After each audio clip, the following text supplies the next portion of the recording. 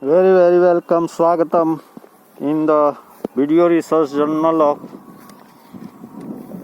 all at one, ffbmd, and we are talking about the research methodology. Now in this lecture I am going to talk about the main text. The main text presents the details of the research work and result. This part of the thesis should provide the following about the research work. First, introduction.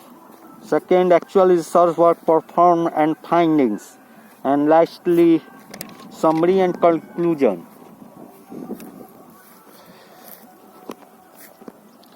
So first let's introduce the main text.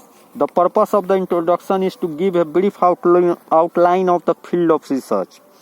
In this part, one can bring clearly the importance of the field and the current status of it. It should contain an overview of the problem, its importance, statements about the hypothesis or specific questions to be explored.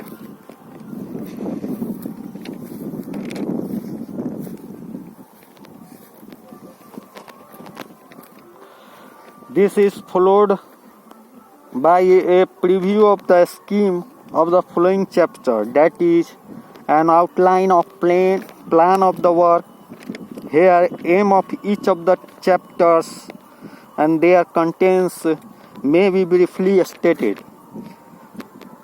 Relevant and related work done by others must be pointed out.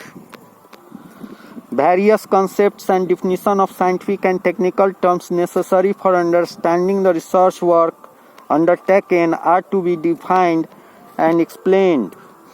Details of statistical tools or quantities used in the study can be given in a separate chapter.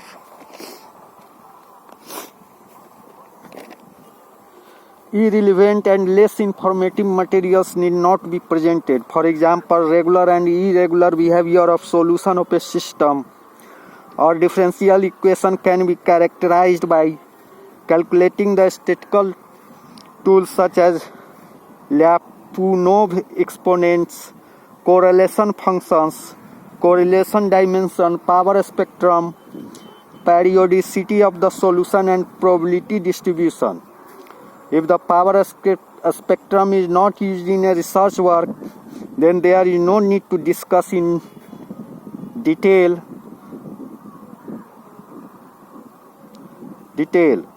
the systematic way of calculating it.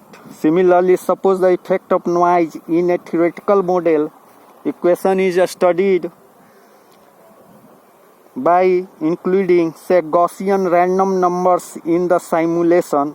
There are many methods available to generate Gaussian random numbers.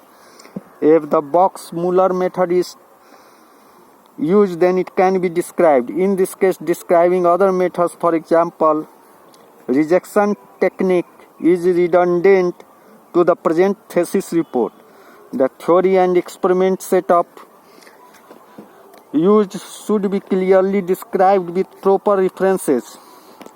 Define the technical term used in the dissertation either by a reference to a previously published definition or by a precise definition.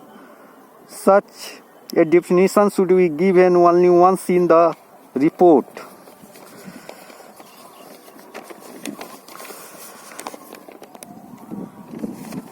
The introductory chapters should be prepared in such a way that it should interest the reader in the subject matter of research. It should not be aimless, confused, and lacking in precision.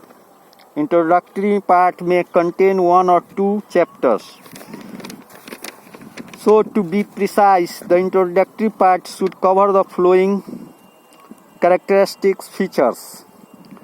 First feature of the topics: some unsolved problems, present a status of the field, a statement of the problem undertaken, importance and justification of the present problem. 6. Preview of the scheme of the following chapters and their interrelation, definition of various scientific terms used, and finally methodology used.